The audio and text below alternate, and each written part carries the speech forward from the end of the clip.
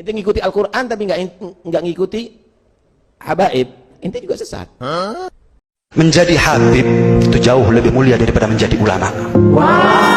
Sekelompok orang yang mengaku-ngaku sebagai zuriat tetapi nasabnya problematik dan diperdebatkan sampai sekarang.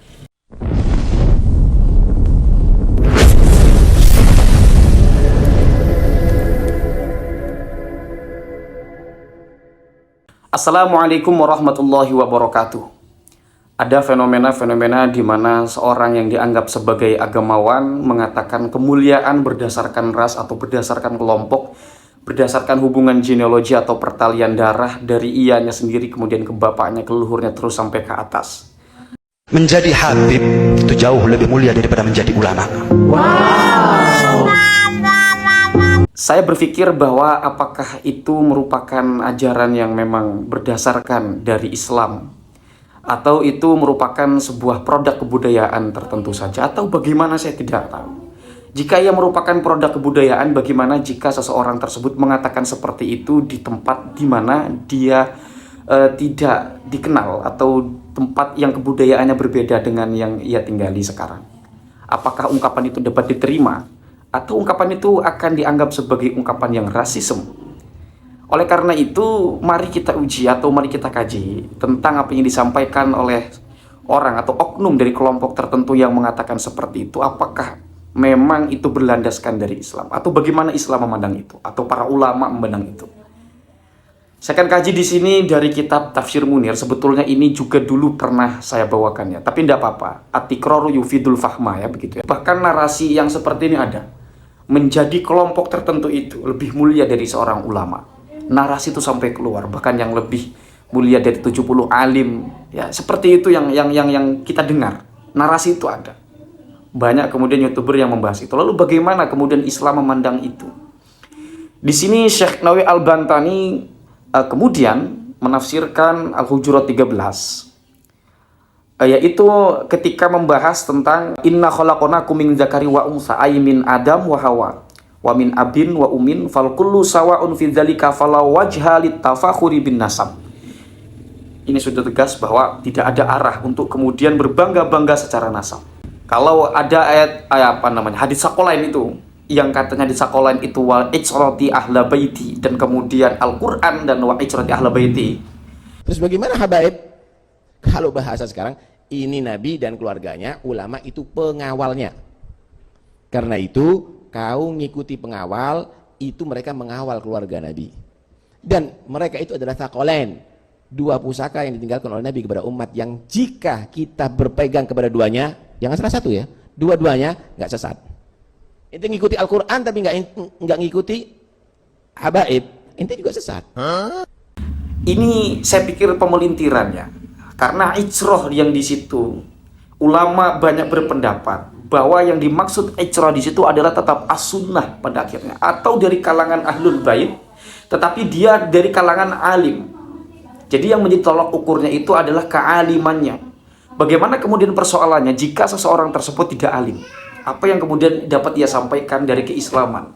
Misalnya dia menyampaikan nilai-nilai keislaman, menyampaikan syariat, menyampaikan hadis, Quran, atau fikih. Wong dia sendiri tidak ngaji, wong dia sendiri tidak alim. Oleh karena itu, dulu Mbah Maimun Zugal pernah mengatakan, intinya dari orang atau dari golongan yang dianggap sebagai keturunan Nabi Muhammad SAW, yang diikuti itu tetap yang alim. Dan tidak zamannya lagi perbandingan antara kelompok anu dengan kelompok anu, apatah lagi perbandingan berdasarkan zat dan arad, yang saya pikir itu secara ilmu mantik juga tidak apple to apple perbandingannya. Arad dengan zat itu adalah sesuatu yang berbeda. Jadi keduanya sama sekali tidak bisa untuk kemudian dibanding-banding ke. Kemudian ketika di ta'arufu, kalau atasnya itu memang pembahasan tentang istilah-istilah atau secara sosiologi dulu bangsa-bangsa Arab ketika mengklasifikasi kelompok-kelompok, ada baton, ada fakhr, dan seterusnya. Lita'arufu, agar supaya saling berkenal-kenalan, ayliya arifa ba'dukum ba'dun bi aslil insan. Ini saya pikir ungkapan yang sangat-sangat egaliter yang disampaikan oleh Syekh Nawawi Al-Bantani ketika menafsirkan lita'arufu di situ. Liya arifa, supaya saling mengenal, ba'dukum sebagian kalian, ba'dun kepada sebagian yang lain, bi aslil insan tentang hakikat kemanusiaan. atau tentang asal dari manusia. Aslun itu ya, aslil insan, dari pokok manusia, yaitu kita dari manusia yang sama, yaitu dari Nabi Allah Adam alaihi salam. Kullukum min Adam wa Adamu khuliqa min turabin. Jadi mau bagaimanapun, dari kelompok manapun, kita ini dari akar yang sama. Hakikat kemanusiaan kita secara biologis itu bermuara kepada Nabiullah Adam alaihi salam. Kemudian ketika mengatakan seperti itu, fala yantasibu ahadun ila ghairi abaihi. Tidak boleh seseorang kemudian menisbatkan nasab kepada yang bukan bapaknya. Ini juga tidak boleh, ini juga tidak boleh. Seseorang mengaku dari kelompok tertentu, itu tidak diperbolehkan. Ini siapapun pelakunya, dari manapun, tidak boleh menisbatkan diri kita sendiri kepada yang bukan bapak kita, atau menisbatkan orang lain kepada yang bukan bapaknya. Secara genealogi begitu tidak boleh.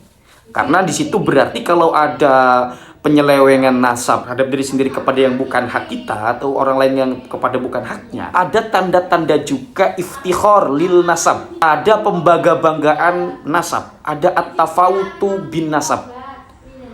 Nah, jadi ada perbanding-bandingan pembangga-banggaan nasab di sana, sehingga kemudian di situ berpotensi untuk kemudian menisbatkan nasab kepada yang bukan haknya. Siapapun itu tidak boleh untuk kemudian menisbatkan nasab kepada yang bukan haknya, siapapun itu. Ya, kemudian lalitatafakhoru, tidak boleh juga membangga-banggakan nasab. Tidak boleh membanding-bandingkan, tidak boleh berbangga-bangga kalau kita memiliki atau kita memiliki silsilah misalnya, atau kita dikenal orang sebagai leluhurnya orang soleh di atas, maka itu kemudian dijadikan bahan kebanggaan, tidak apa-apa. Tapi kalau sudah dibangga-banggakan, maka ini akan menjadi masalah. Lalitatafakhoru bil aba'i wal qabaili, tidak boleh berbangga-bangga atau mendeklarasikan kebanggaan saya sebagai leluhur siapa, keturunan siapa, dan dari kelompok mana, itu tidak boleh. Walalitadau at-tafa'uta bil ansabi, dan tidak boleh juga untuk saling membandingkan nasab. Di ayat selanjutnya, inna akramakum indallahi atqakum.